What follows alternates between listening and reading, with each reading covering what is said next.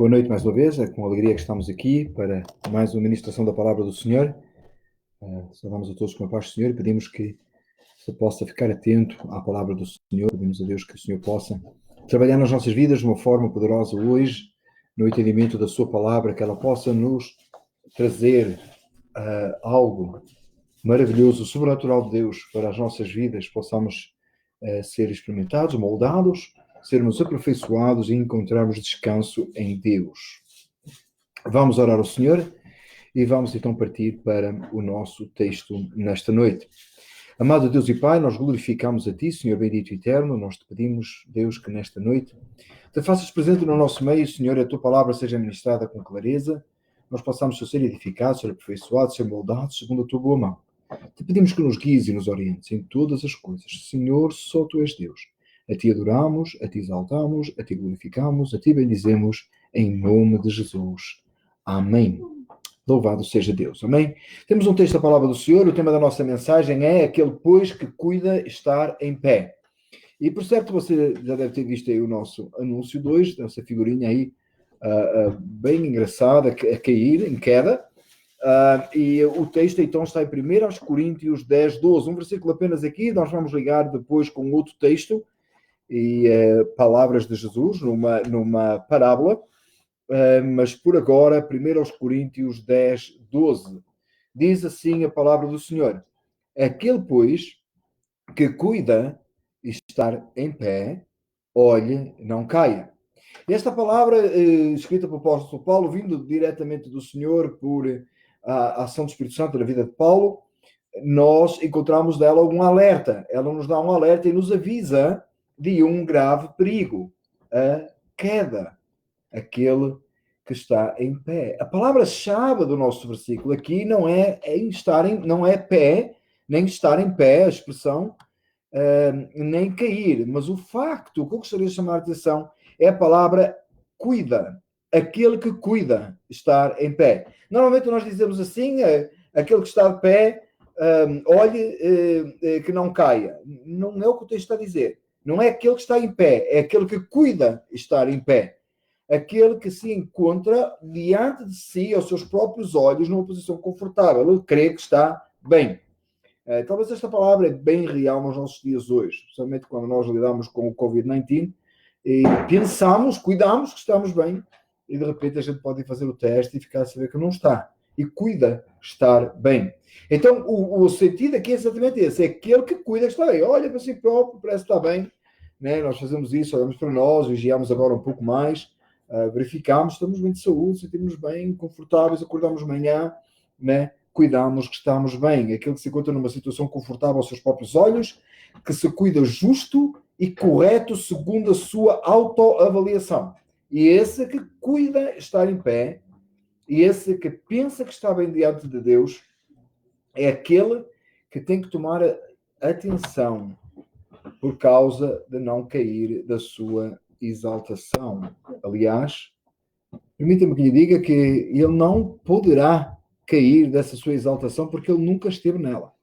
Então, aquilo que cuida estar em pé, olhe que não caia, é uma forma, uma expressão trazida pelo apóstolo Paulo para a igreja de Corinto e para nós hoje, em que aquele que cuida estar em pé, ele na verdade, olhe que não caia, no sentido que ele nem pode estar de pé, porque ele não está de pé, e a queda dele será lamentável aos seus próprios olhos, porque aos olhos de Deus ele nunca esteve de pé.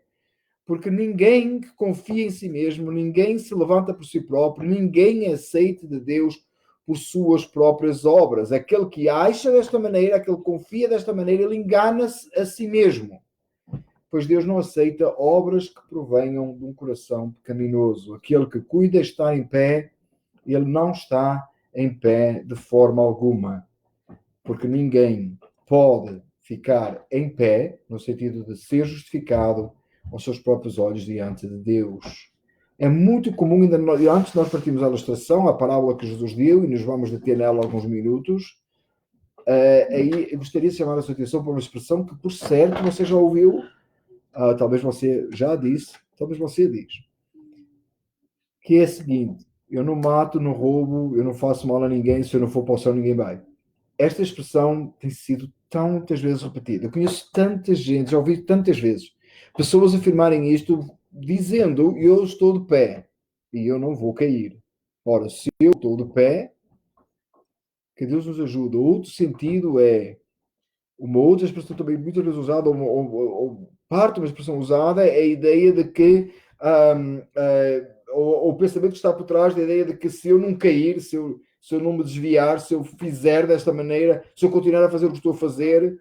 Uma vez eu conheci uma pessoa que disse, eu nunca fui muito má também, então se eu continuar a fazer o que estou a fazer, eu sou uma boa pessoa. Nós encontramos isso, pessoas falando e anunciando aquilo que elas são aos seus próprios olhos, segundo uma avaliação própria, esquecendo que diante de Deus essas coisas não funcionam assim. Uma outra posição é aquela que nós encontramos também em muitas pessoas, que se avaliam horizontalmente. Então arranjam alguém que está do seu lado, que tem uma vida, normalmente escolhe um que tem uma vida bem complicada, então falo, até que eu não estou tão mal assim, né? Olha, se eu comparar com fulano ali, até que a minha vida até está direitinha, né? Até que eu sou um modelo, sou um exemplo, né? E também é uma justiça própria. A palavra do Senhor nos alerta. Cuidado com essa posição. Cuidado com a posição que nós tomamos, às vezes, nós tendemos a tomar em confiarmos naquilo que nós fazemos, naquilo que nós somos, em nós próprios. E a palavra nos Deus diz, cuidado, aquele que cuida estar em pé, aquele que acha que está em pé, olhe que não caia. Porque a nossa natureza pecaminosa, o nosso coração perverso, nos vai levar a cair e a fazer aquilo que é desagradável a Deus. Esta é uma preocupação grande que nós devemos de ter, olharmos para nós, não segundo os nossos próprios olhos de justiça, não segundo comparados com os outros que estão ao nosso lado, não comparado com a sociedade no geral, mas colocar os olhos em Deus e saber que em nós não reside bem algum, por isso necessitamos tanto que o Espírito Santo de Deus habite em nós, necessitamos tanto do Senhor e não deixarmos enganar por nós próprios. A natureza do homem, ela é pecaminosa e ela é desagradável a Deus. E os nossos atos de justiça próprios não são aceitos por Deus. Por que os nossos atos de justiça não são aceitos por Deus quando os nossos atos de justiça são aceitos pela sociedade? Porque são aceitos pela sociedade diante de uma sociedade que também é pecaminosa. Então alguém que faz alguma coisa boa, no meio de uma sociedade que tem muito mal, ela vai aceitar isso como uma coisa boa. Diante de Deus não funciona, porque Deus conhece a intenção do coração, porque Deus conhece o íntimo, porque Deus conhece a sua origem. E para Deus, que é santo em toda a sua essência, aquela obra boa é a obra que provém do coração puro e reto diante dele. Por outras palavras, alguém que está em Cristo Jesus, alguém que tem a sua vida transformada, alguém que tem o seu coração purificado, e de lá vai sair uma obra agradável a Deus. Porque para Deus conta aquilo, a origem e não o resultado, como nós vemos diante dos homens. Às vezes nós diante dos homens até conhecemos alguém que até não era o ideal, o modelo da sociedade, mas de repente começa a fazer umas coisas boas e a gente diz assim, que bom, né? E vamos aproveitar esta pessoa que está fazendo bem. Mas Deus não avalia assim, porque Ele conhece o nosso interior. E para Ele só é válido aquilo que provém do coração reto diante de Deus. Eu não estou com isto a dizer que não, as boas obras não é um chamado de Deus, não é algo bom que devemos fazer. A palavra do Senhor nos diz, inclusive, que aquele que tem o Espírito Santo de Deus produz obras agradáveis a Deus, obras do Senhor, das quais o Senhor se compraz, nas quais o Senhor se deleita até. Então a realização de obras nos provém do coração, que não confia nele próprio, confia no Senhor e se coloca diante de Deus. E é sobre este assunto, Jesus contou uma ilustração que você conhece por certo, está lá em Lucas 18, 10 a 14, que eu gostaria de ler consigo agora esta palavra do Senhor, se você quiser abrir aí na sua Bíblia, Lucas 18, 10 a 14, e neste seguimento do que estamos a falar aqui agora. Diz assim a palavra do Senhor: 2 homens subiram ao templo para orar, um fariseu e o outro publicano. O fariseu, estando em pé, orava consigo desta maneira: ó Deus, graças te dou, porque não sou como os demais homens, roubadores, os adúlteros, nem ainda como este publicano. Jejuo 2 vezes a semana e dou os dízimos tudo quanto possuo. O publicano, porém, estando em pé, de longe, nem ainda queria levantar os olhos ao céu, mas batia no peito, dizendo: ó Deus, tem misericórdia de mim, pecador. Digo-vos que este desceu justificado para a sua casa e não aquele. Por qualquer que a si mesmo se exalta, será humilhado. E qualquer que a si mesmo se humilha, será exaltado. Este texto da Escritura, esta história contada por Jesus, esta ilustração, faz um grande sentido para aquilo que Paulo diz aí aos Coríntios, quando ele diz: aquele que depois cuida deste pé, olhe que não caia. O sentido que Jesus deu, com a ilustração que ele deu, esse assunto,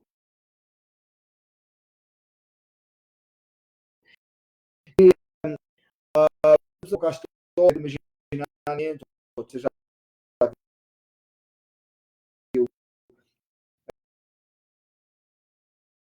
mas ele grande, né? Uma estrutura enorme, e o coitado do publicano é lá um pequenininho lá, um cantinho lá.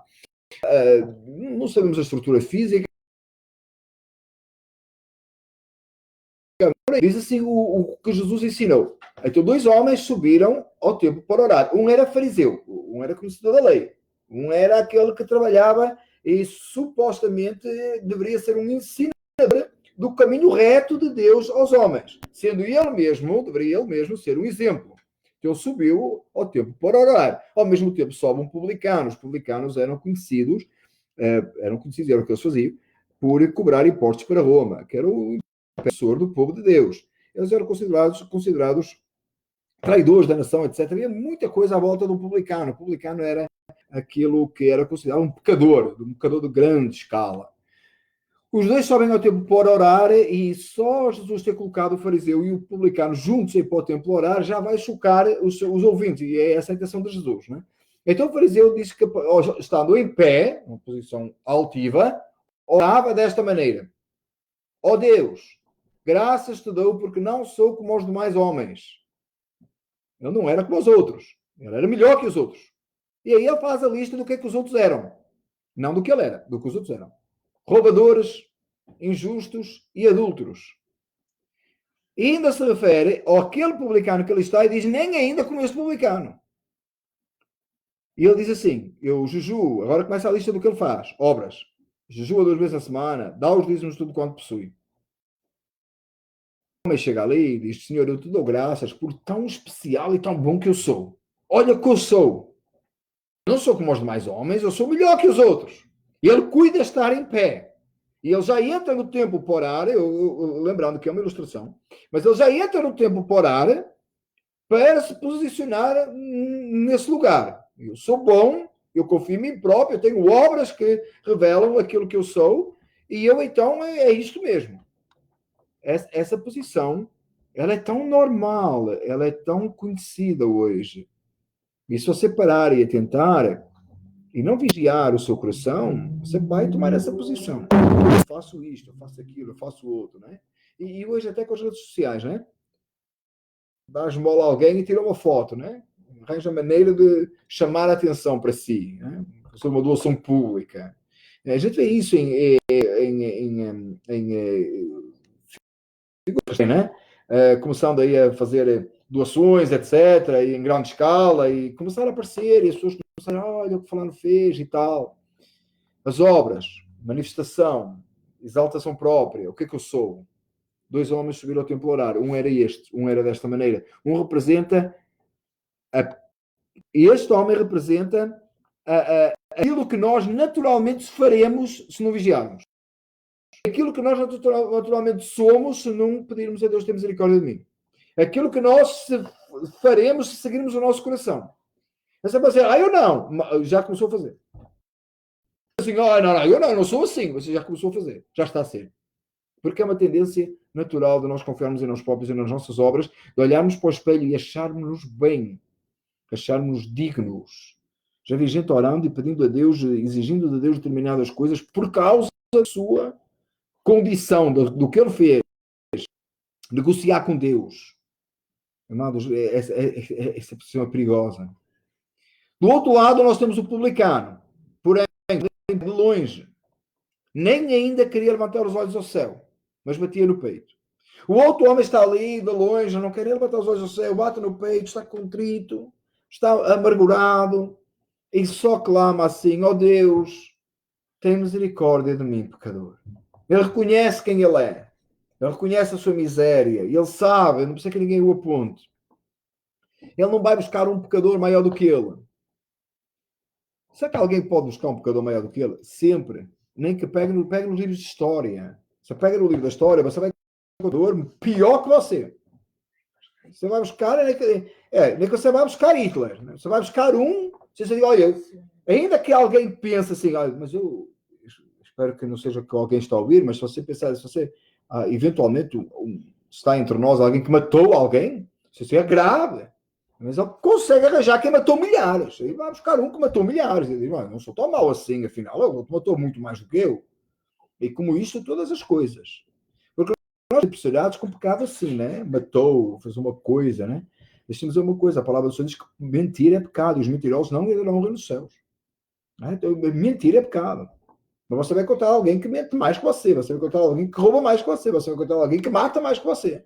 Então você vai dizer, não é tão mal assim, não é o que este homem faz. Este homem é condenador para chegar diante de Deus e dizer, Senhor, olha, é assim, eu sou pecador, mas tem, olha, dá uma olhadela por isso. Tem gente muito pior. Não foi o que ele fez. Ele chega diante de Deus e diz, pois simplesmente, tem misericórdia de mim, pecador. É a minha posição. Ele não se desculpa. Ele não vai ali e diz assim, Senhor, como nós às vezes fazemos, Senhor, eu pequei, né? Mas e o outro, né? Aí culpa todo mundo pelo seu pecado. Outra tendência que nós temos tão grande, desde o Éden. Adão fez isso. Desde o Éden. A gente culpa os outros. Estava tudo a correr bem. E até estava a viver uma vida de santidade. Estava a ir para a igreja, estava a fazer tudo direitinho. Mas veio o Covid-19, pronto, derrubou a minha fé. Você pode arranjar o que você quiser. Nada, a não ser nós próprios. Que arruinamos com a nossa fé. Que se fraqueja diante de Deus. A gente pode arranjar o que a gente quiser, né? Aí de repente você diz, estava tudo a correr bem, eu estava direitinho, mas aquele meu vizinho realmente, não é nenhum dos meus vizinhos, graças a Deus, mas não é, você diz assim, aquele meu vizinho que me faz feliz e é por isso que eu reagi assim. Ninguém te faz pecar. E o homem aí na nossa história, ele não disse ao Senhor, eu estava numa situação apertada, eu estive pelo caminho de ser publicano, Senhor, eu não sabia o que havia de fazer, como é que havia de alimentar a minha família, então eu tomei, né? Tem gente que até faz pior, né? Peca e diz, Deus abriu uma porta. Deus tem misericórdia de nós. Que Deus tenha misericórdia das blasfémias que às vezes saem da boca, das nossas bocas. Aquele Deus não foi Deus que abriu a porta. Foi a gente que inventou. Foi a gente que forçou. Já está sobre o nosso ouvido. Mas a gente inventou. A gente fez. O homem chega de mim e diz assim, tem misericórdia de mim, pecador. É isto que eu sou, Deus. Eu preciso da tua misericórdia. E olha o bonito e a beleza deste texto, e é por isso que a minha confiança está em Deus. É por isso que o meu gozo está no Senhor. É por isso que quando eu ministro a palavra, o meu desejo é que você tenha esse gozo, essa confiança em Deus, no único sobre a nossa situação. Diz a palavra do Senhor assim, que este, referente ao publicano, seu justificado para a sua casa, e não aquele. Porque qualquer que assim mesmo se exalta, será humilhado. O fariseu, exaltado, sendo ali humilhado, ele nem sabe. Por isso é que o texto de Paulo diz aquele que cuida estar de pé. O fariseu cuidava estar de pé e saiu daquele lugar parecendo que estava de pé. Na verdade, ele nem caiu, ele nunca se tinha levantado, ele nunca tinha estado de pé. A maldade do seu coração era tão grande que ele até se justificava a si próprio. Que estava certo. Puxando das suas... Que a palavra de Deus que são como trapos de imundícia. Porque provém do coração perverso. Mas o coração que derrama a sua alma diante do Senhor, que não arranja desculpas, que não inventa coisa, que sabe a miséria que é, diz a palavra do Senhor, que foi justificado para a sua casa, por qualquer que a si mesmo se humilha, será exaltado. Aquele que diante do Senhor se apresenta em humildade, quebrantamento, verdade do coração, apresentando o seu problema, apresentando o seu pecado, esses confessa os seus pecados, ele recorre, chega diante do Senhor e diz, Deus, não há nada que eu possa fazer, só o sacrifício do teu querido, me pode purificar do meu pecado, me pode transformar, só o teu Espírito Santo pode fazer de mim uma nova criatura, só tu podes me ajudar a largar o meu glória, aquele que chega diante do Senhor e clama a Deus por misericórdia, recebe graça. Entenda, ele clama por misericórdia de mim. Senhor, livra-me do meu pecado. Senhor, livra-me da minha carne. Senhor, nada sou, nada posso fazer. Ele clama, Deus tem misericórdia.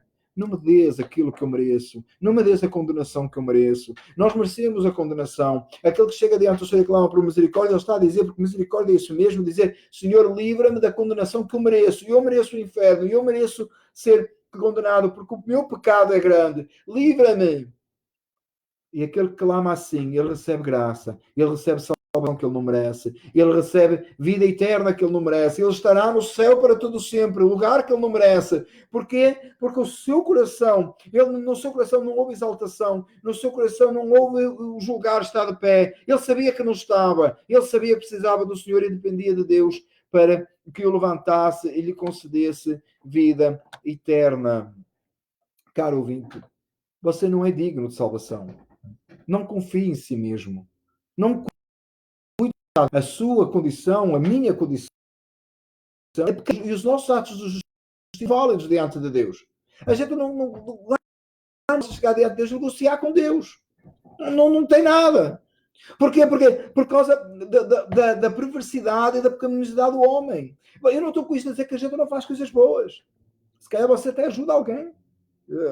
Está a ver, é impressionante, é belo o que está a acontecer até inclusive na sociedade hoje. As pessoas estão tentando ajudar umas às outras. Há sempre aqueles que não estão a colaborar, mas essa ideia de vamos passar isto juntos, essa ideia de até colocar os arco-íris nas casas, nós fizemos isso aqui também, e fazer, colocar alimento na porta com uma caixa, né? Assinalar, as pessoas bem, passei a ter uma casa, uma pessoa e via, achei isso extraordinário, e você tem ouvido aí nas notícias, comunidades chegando, igrejas a fazer também isso, achei isso extraordinário, é belo, não estou a dizer que não é bom, entenda que ninguém vai ganhar o céu por isso, ninguém pode chegar diante de Deus e dizer, Senhor, é assim, é um negócio, eu vou chegar com o que eu te devo, a multidão dos meus agora começa aí a descontar, desconta isto, desconta aquilo, desconta outro, não funciona, não tem como, sabe porquê? Não é que você não tem obras suficientes para comprar a salvação. É que nenhuma delas é válida. É como se você fosse no mercado comprar com dinheiro do monopólio. Sabe que no dinheiro do monopólio, do jogo, de brincar? Você vai no mercado e você quer comprar com dinheiro do monopólio. Você vai entregar o dinheiro do monopólio. A pessoa vai olhar para si, não importa quanto dinheiro do monopólio você tem, quantas sacas de dinheiro do monopólio você pode levar. A pessoa vai olhar e dizer, tudo falso, não vale nada, não tem valor. É a mesma coisa. Os seus atos de justiça, embora no jogo tem valor, né? Pós-jogo é bom, mas não dá para comprar alimento. Não dá para comprar as suas coisas. É a mesma coisa os nossos atos de justiça em nós próprios. Chega diante de Deus e diz, mas aqui não vale, aqui não tem valor. Não é porque vêm de uma natureza desagradável a Deus. A sua origem é má. O seu coração não era. Agora note, quando Cristo Jesus vem e dá a vida eterna, quando Jesus Cristo vem, o Espírito Santo vem habitar e transforma, quando o Senhor da glória faz do coração daquele coração que antes era pecaminoso, uma nova criatura, justificado pela fé, ele é colocado em Cristo, na sua morte, o seu pecado e na ressurreição uma vida eterna. Quando isto acontece, aqueles atos praticados após aquele momento, só Deus como um cheiro. Mas ainda assim não compra a salvação. A salvação veio primeiro. Por isso é que o homem chega diante de Deus e ele não se justifica a ele não se resolve o problema dele. Ele não abandona ser publicano, ele não resolve o problema dele, ele chega diante de Deus, em primeiro lugar, e tem misericórdia. E como o Senhor teve misericórdia, os atos de justiça, revelando o coração justificado, os atos da salvação, após a salvação, eles vêm trazer glória no Senhor e revelar esse coração transformado. Este é o meu apelo para si. A alma.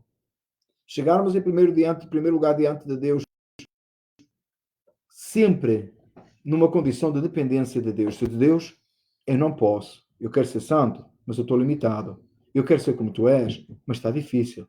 Chegar diante de Deus e dizer, Senhor, tem misericórdia. E não negociar com Deus. Não se desculpar diante de Deus. Senhor, a verdade é que eu sou pecador. A verdade é que há coisas que nos provocam. É claro que há. É claro que há tentações que chegam na nossa porta. É claro. Mas a culpa é nossa. É de nós que não fazemos o que é certo. Chegar diante de Deus com o coração quebrantado, diz a palavra do Senhor que Deus não rejeita. Chega diante de Deus esta noite e diga: Senhor, tem misericórdia de mim que eu sou pecador. Lembra os seus pecados. Às vezes a gente a gente tenta esquecer, não é? Lançar na profundeza do mar é só Deus, a gente não quer fazer nós, não é? Chegar diante de Deus a confessar os pecados, dizer: Senhor, eu pequei contra ti porque eu fiz isto. Você vai lembrar porque que você pecou e vai lembrar de alguém que o fez pecar. Elimine isso da sua e diga: Senhor, diga, tem misericórdia de mim que sou pecador. Note, ele voltou para a sua casa justificado. Você quer ser justificado dos seus pecados? Você quer ter vida eterna? Você quer ter esta salvação que é em Cristo Jesus? Sabe que este gozo de vida eterna que eu falava há pouco, ele é tão extraordinário, porque ele não depende de nós perfeito. Sabe porque é que o gozo da salvação é perfeito? Os outros gozos, os outros alegrias, elas são imperfeitas, porque as outras podem falhar. Nós podemos estar a ter a maior alegria. Se calhar você tinha planeado coisas extraordinárias para 2020 e ficou preso em casa, não deu nada certo. Não é? Nós próprios aqui, família, tínhamos planeado um spring break fantástico. Ficamos em casa. As coisas falharam, as coisas mudam, as coisas não como a gente quer. Sabe porquê que o gozo da salvação é perfeito? Porque não depende de coisa alguma. O próprio Deus, e o próprio Deus é perfeito. E ele, quando derrama, quando ele tem misericórdia, ele exalta alguém, tira alguém da humilhação. E essa, entenda tirar dessa humilhação da humilhação do pecado. Entenda tirar essa humilhação da humilhação da condenação. E traz para o seu reino de glória. Traz um gozo absoluto e perfeito. Porque a sua satisfação está no Senhor. E nada mudará isso. O fariseu cuidava de pé, foi embora, continuando cuidando de estar de pé. E nem caiu. Estava caído desde o início. O publicano chegou diante de Deus caído, humilhado, pronto a confessar o seu pecado, e foi aceito pelo Senhor. Na verdade, foi Deus que o chamou, o trouxe à sua presença. Caro ouvinte, o meu desejo esta noite é que esta palavra possa trazê-lo à presença do Senhor. Que você possa analisar este texto, você pode ler este texto. Eu publiquei parte deste texto esta manhã no nosso devocional. Você possa pegar neste texto, possa ouvir esta mensagem outra vez, vá ler nas Escrituras, analise, eu vi que nos comentários está aí colocado o texto bíblico que a minha esposa colocou, leia novamente. Se tiver alguma dúvida, eu terei tudo para falar consigo. Mas o meu desejo é que você possa perceber a sua condição e perceber que Jesus é a resposta. Perceber que o Senhor Deus Todo-Poderoso é aquele que pode restaurar a sua alma, é aquele que pode transformar a sua vida. Entenda, você não precisa de andar, de correr atrás de boas obras que o justificam, nada delas tem valor. Mas uma vez justificado, uma vez salvo, uma vez quebrantado pelo Senhor, arrependimento, uma vez vendo que não está de pé, mas que está caído, você levanta e produzirá obras que glorificam a Deus. O Senhor se satisfará nelas e trará grande gozo para a sua vida. Esta é a salvação de Cristo. Isto é um pedaço do céu que podemos viver aqui na terra. Esta é a gloriosa salvação que só o Senhor nosso Deus pode dar. Caro ouvinte, esta palavra possa tocar a sua vida. O meu desejo e oração é que o Espírito Santo possa falar consigo hoje. E possa dobrar os seus joelhos e pedir a Deus: tem misericórdia de mim, pecador. Que dessa oração você possa sair justificado. Que dessa oração Deus possa fazer assim um novo homem, uma nova mulher para a glória dele. Que você possa ir para essa oração como um condenado ao inferno, que é assim que a Escritura nos ensina, e ser essa oração como alguém que tem vida eterna, alguém que é santo, que é puro, é aceito e agradável, chamado Filho de Deus. Louvado o nome do Senhor. Que o Senhor lhe possa conceder fé, para você crer nestas palavras, que o Senhor lhe possa conceder o Espírito Santo e você possa verdadeiramente crer e ser salvo. Que o Senhor nosso Deus seja com a sua casa e com a sua vida. Oremos ao Senhor. Eterno Deus e Pai, quão bom é falar das maravilhas da salvação. Senhor Deus, não há coisa mais gloriosa e mais Pai, que traga maior satisfação, que seja entender que a salvação que há em Cristo não depende de obras, mas depende somente da fé. A fé que é dada por ti, graça, e que a misericórdia tem alcançado tantos. Meu Deus e meu Pai, alma, descansa em ti.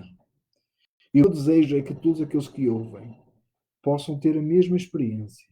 Não uma experiência momentânea, não uma experiência temporal, mas algo eterno, que traz vida eterna, que traz gozo e satisfação. Senhor, eu te peço a minha vida em primeiro lugar. Sou um pecador, careço de ti. Senhor, eu te peço para a vida da família.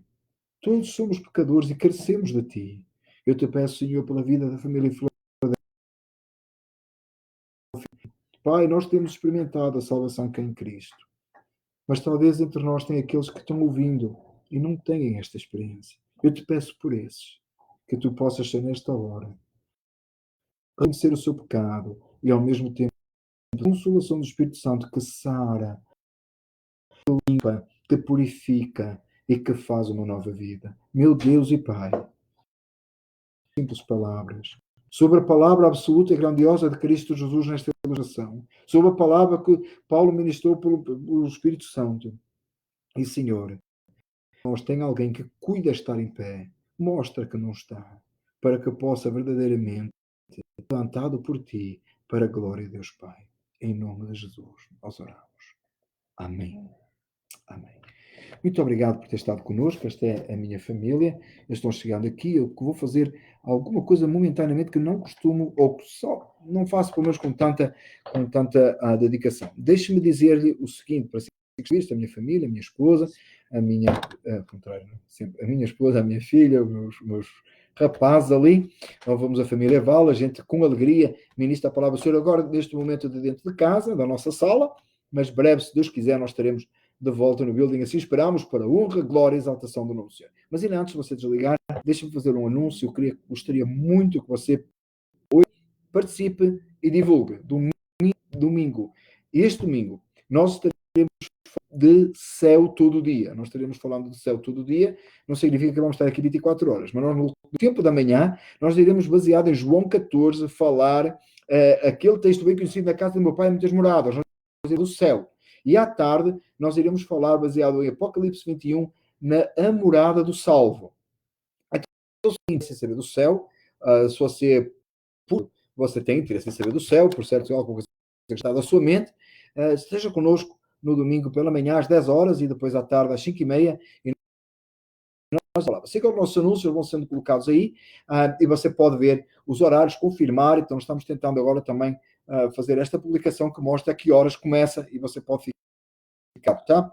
Ligue-se conosco no domingo, iremos todo dia, se assim nos permitir o local, onde, pela graça do Senhor, nós, os salvos, estaremos, e espero que você seja parte desse grupo e que esteja connosco para toda a eternidade. Não no Facebook Live, no céu de glória. Tá? Então, da parte da nossa família, tenha uma boa noite, Deus abençoe ricamente, um excelente fim de semana. Lembre-se, Jesus é o Salvador e o Senhor, e só Ele a glória. Parece um festejar lá atrás, não é? Louvado seja Deus. Um bom fim de semana para si, Deus abençoe ricamente em Cristo Jesus. Muito obrigado.